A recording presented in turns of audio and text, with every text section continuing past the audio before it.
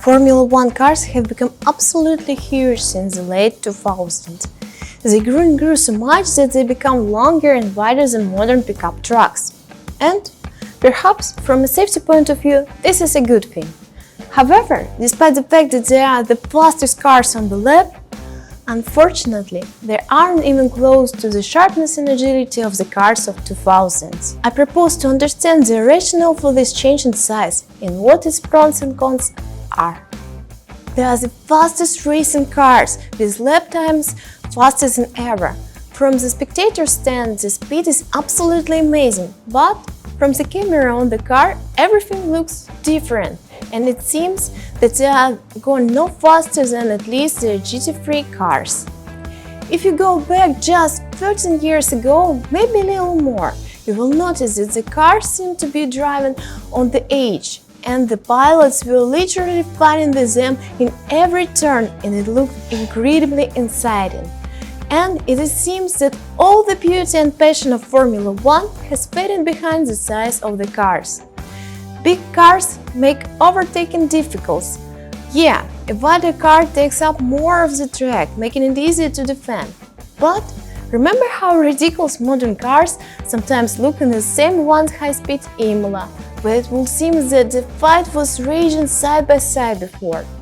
Monaco is generally under threat of exclusion from the calendar. In current Formula One, there is very little space at the Monaco circuit where you can simply fit two cars side by side. But let's not just resort to the phrase "it was better before" and figure out why such technical changes occurred. The width of the cars has changed over the years in one direction or another. But since 1997, the width has been reduced to 1.8 meters from 2 meters. This was part of a set of rules that were aimed at slowing down the cars in the interests of safety. And, of course, it worked. The cars were significantly slowed down for several reasons. First, a narrow car means a narrow chassis with less space. Therefore, many components must be mounted higher, and this generally increases the center of gravity. Secondly, it brings the tires closer to the car, and therefore the tires bring dirty air closer to the aerodynamic elements, reducing downforce, especially at the rear. It also led to a change in the length of the cars, and not because it was prescribed by the rules. In fact, there have rarely been restrictions on the overall length of the car, because in any case there is a balance that must be achieved between the width and length of the car. Therefore, they were sure to provide better cornering balance. And, of course, a side effect of this decision was the light weight of the car, about 600 kilograms, which in turn meant that they were very maneuverable and, thanks to their relatively stiff suspension, looked much more agile than modern cars. But the biggest difference between today's cars and the cars of the 90s is the length. The cars have become 1 meter longer. They began to grow at the insane pace since 2017, but more on that later.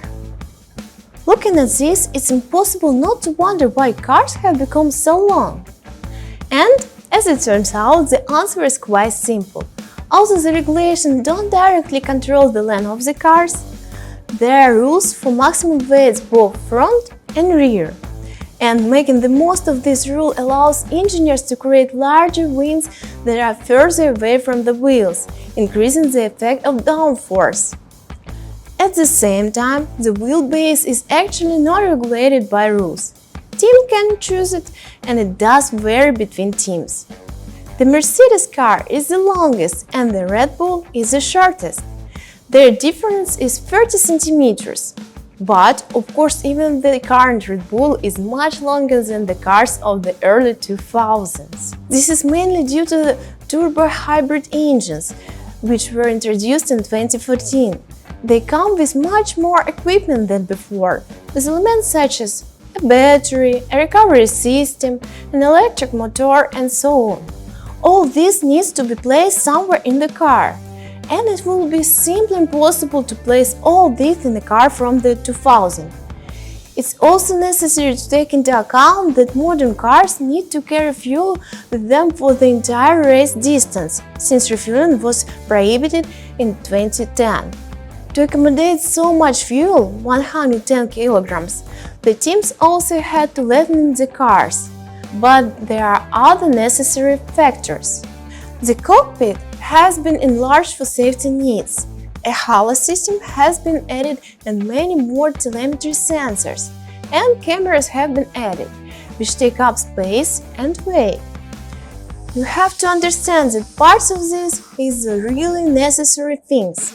But the interesting thing is that this doesn't explain why the wheelbase differs between teams.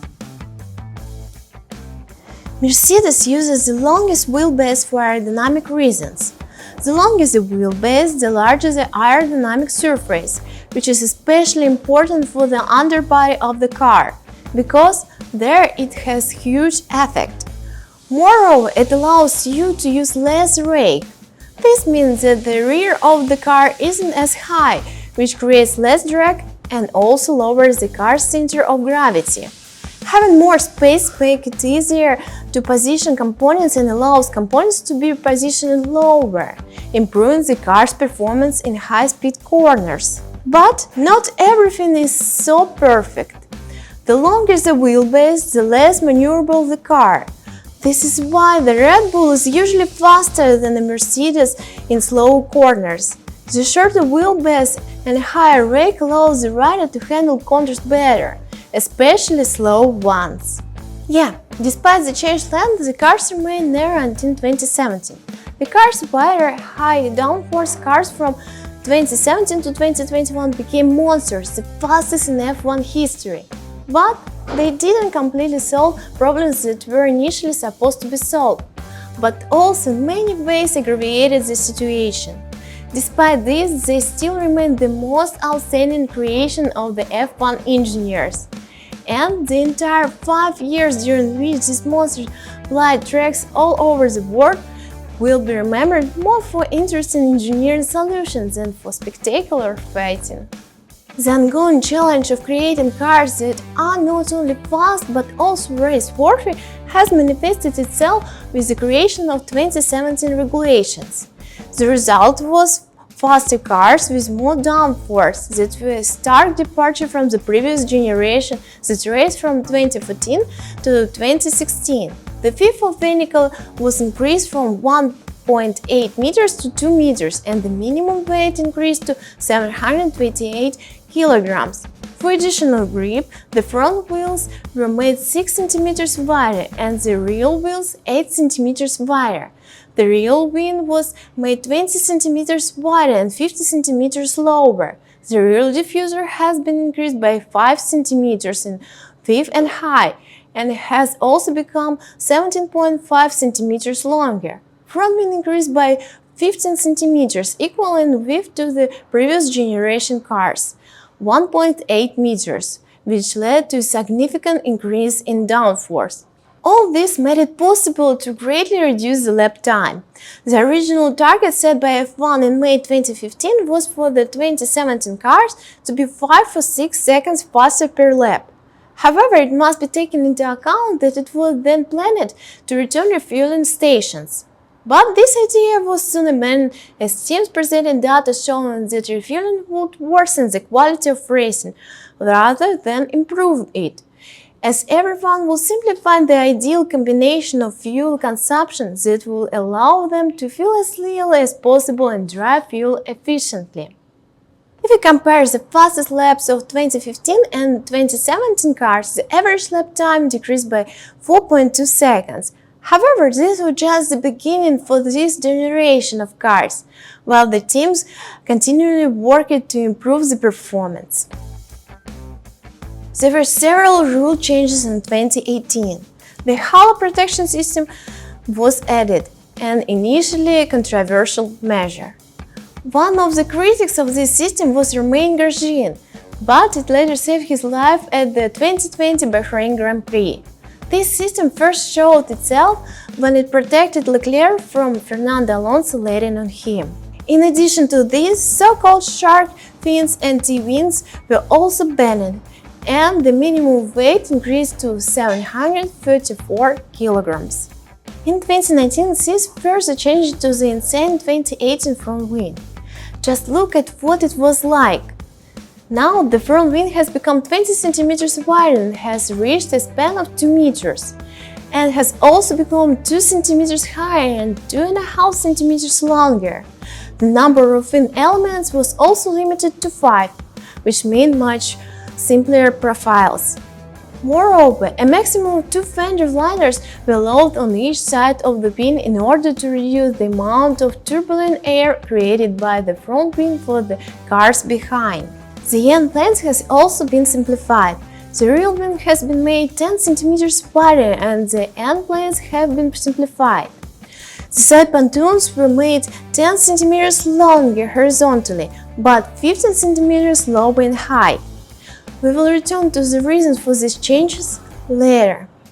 All these changes kept the cars from setting new records on tracks. The rules haven't changed in 2020, which was supposed to be the final season of this era of cars.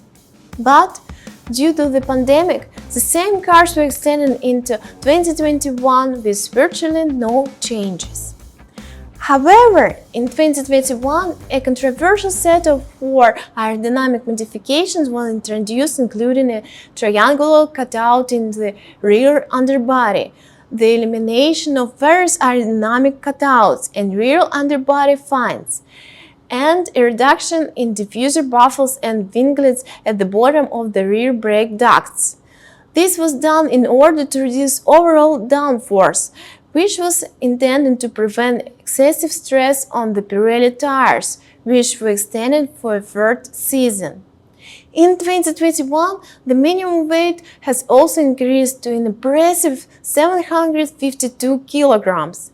As a result of all these changes, it was the 2020 cars that became the fastest not only among this generation, but also in the entire history of Formula One. All 28 circuits used over these several seasons set record lap times for F1 cars. We figured out how fast this generation of cars was. However, they failed in other tasks. Concerns about the difficulty of overtaking without DRS, the deterioration of the quality of racing, and the predictability of results were part of the discussion during the rules discussion, but ultimately the call for faster cars with more downforce became overwhelming. This happened partly due to feedback from fans, but also due to criticism from drivers towards the unpopular cars of 2014 to 2016, which, in their opinion, weren't fast enough and weren't enough demanding of the drivers. At that time, McLaren driver Fernando Alonso was among the critics. At one stage, he stated that these F1 cars lacked speed and grip and felt more like a GT car. And while the regulation achieved its goal of reducing lap times, it did little to address the fundamental problems of making chasing the car in front even more difficult by increasing the volume of dirty air. Particularly the fact that the rear wing was slower combined with the overly complex front wing. This made turbulent air even bigger problem, leading to the aforementioned 2019 changes. These were based on research carried out by F1 and FIA for the 2022 regulations, targeting several key areas, in an attempt to make short-term changes for the better. This had relatively little effect on how difficult it was to follow another car. But it is believed that at least this prevented the problems from getting worse during the last 3 years of the regulation.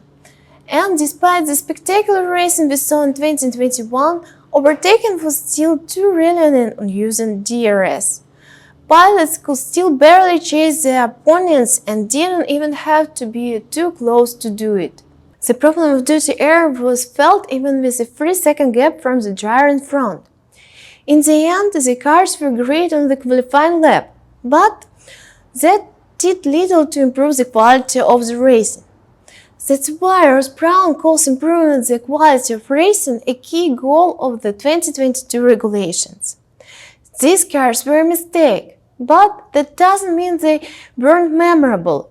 even though they were bigger and heavier than the nimble V10 cars of early 90s. They were still amazingly fast, but hardly a race or qualifying session went by without driving complaining about how difficult it was to follow or pass another car, not to mention the problems caused by the temperature-sensitive Pirelli tires, which prevented them from going all distances, and sometimes even one qualifying lap. Despite all this, they were impressive.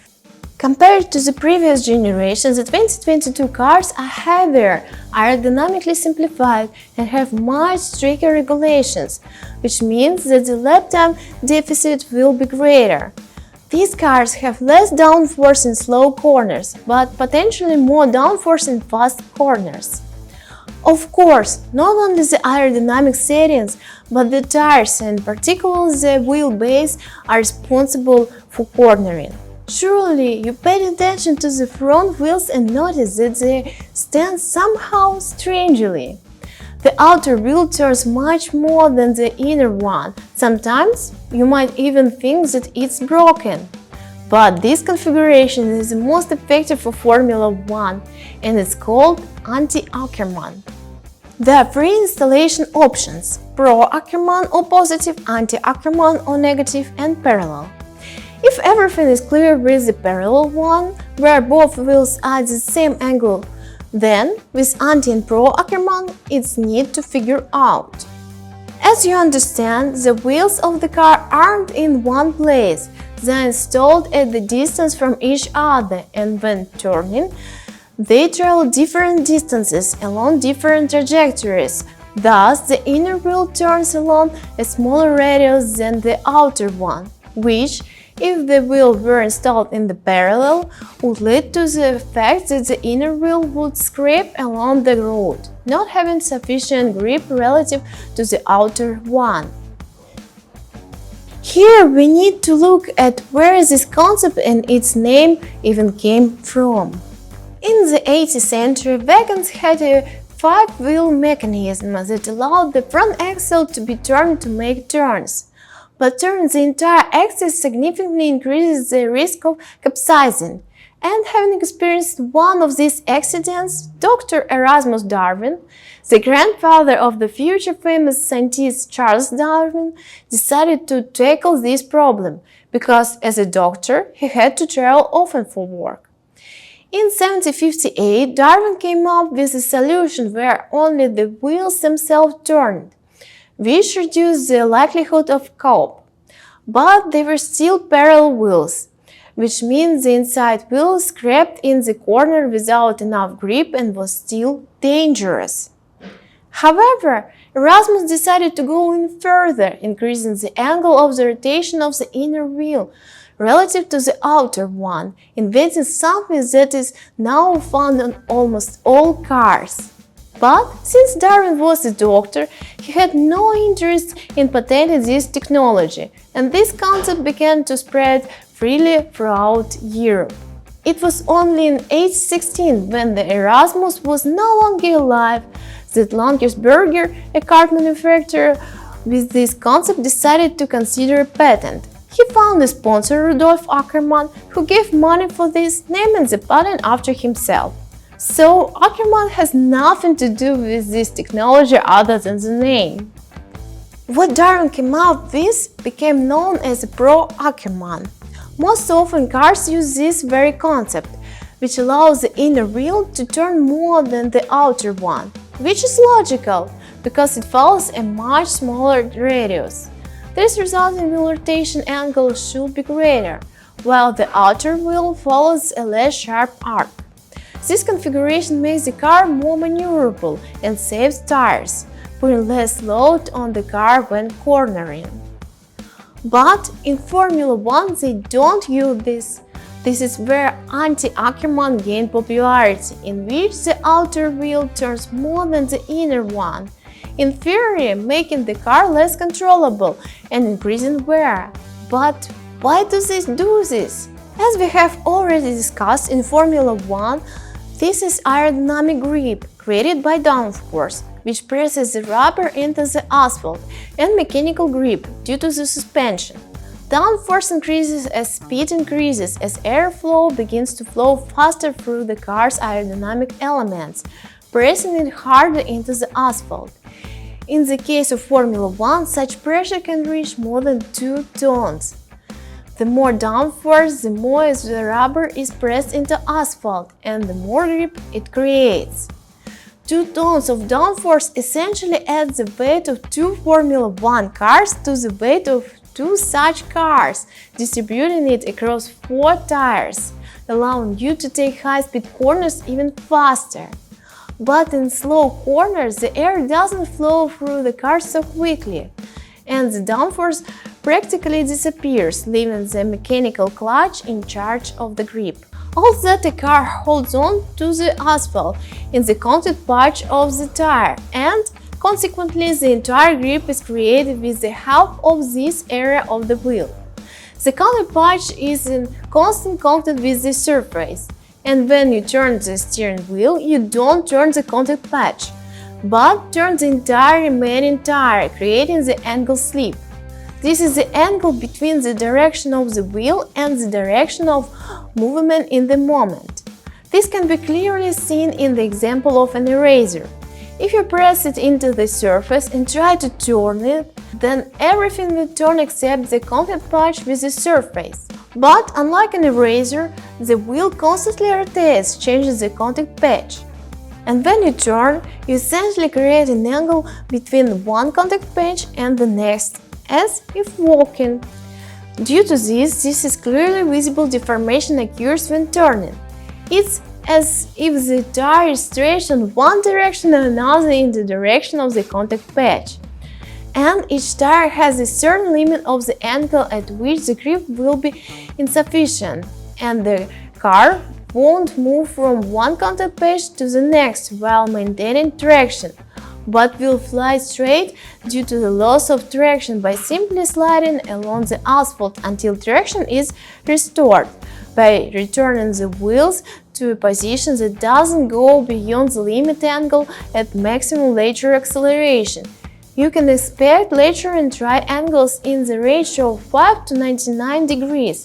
But to go fast, riders need to use their tires to the maximum, and the most efficiency is achieved right at the limit of stall, which is why we often see that in fast laps riders resort to such micro adjustment with the steering wheel when they are piloting on the verge of stalling a corner, sometimes pushing slightly over the edge in order to squeeze the maximum out of the tires.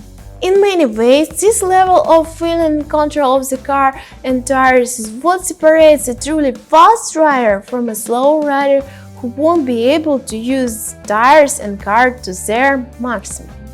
If we are not talking about qualifying but about the racing distance, then, as a rule, riders deviate slightly from this limit, at least in Tire 7 mode.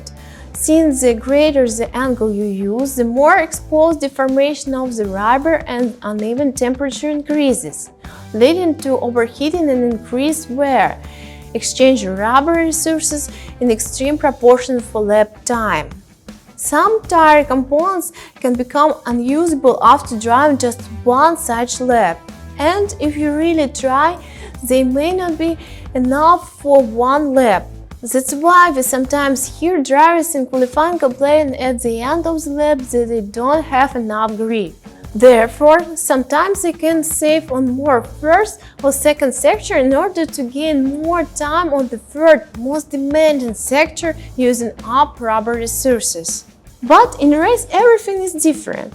The driver and his team must choose their pace in order to lose time within one lap, but win over the distance of several laps completed on one set of tires due to more economical and reasonable consumption, without restoring to extreme angles. For example, in Japan, Verstappen, unlike Ferrari and McLaren, didn't go full throttle in long 15 turn. Softer tire components allow more cornering spin, allow downforce to push itself further into the asphalt and deform more, allowing greater angles to be used. Due to this, the difference in lap speed between different rubber compounds is formed. But why is Anti-Ackermann used in Formula 1? Road cars don't need to corner at super high speeds. They need to be able to turn easily in parking lots and remain highly maneuverable at normal speeds without subjecting the tires to much stress. That's why they use Pro-Ackermann. Also, in some cases, they use Anti-Ackermann. Formula 1 cars operate at extremely high speeds, and the requirements change. When cornering, due to the centrifugal force, the inner wheel is greatly unloaded, which, with the positive Ackermann, is responsible for turning at a large angle and is loaded. On the contrary, externally, which is why Formula 1 uses Anti-Ackermann, which, with a larger load, allows the outside wheel to use the largest steering angle, while the inside tire with a small amount of load will have a much smaller limit. By doing this, while sacrificing a bit of low-speed agility, they are able to handle high-speed corners more efficiently by using a high-limit outer wheel and relying less on a lighter inner wheel, which simply won't have as much grip as outer one.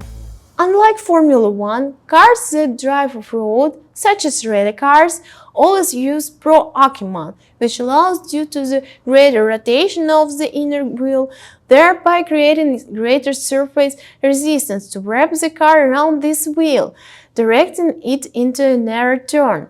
Because cars rarely go through most of the turns like this, but in Formula 1, the turns are wide and they are taken along much smoother trajectories without slipping, without restoring to sharp turns of the steering wheel at a large angle, so as not to waste time and not overheat the tires. But the drivers don't always follow this rule. In conclusion, I want to say that no matter how Formula 1 cars change, they remain the fastest. But whether they will become shorter is a matter of new rules. Having technologies of this level, it may not be difficult for teams to adapt to any regulatory requirement. What do you think? Will Formula 1 cars become shorter?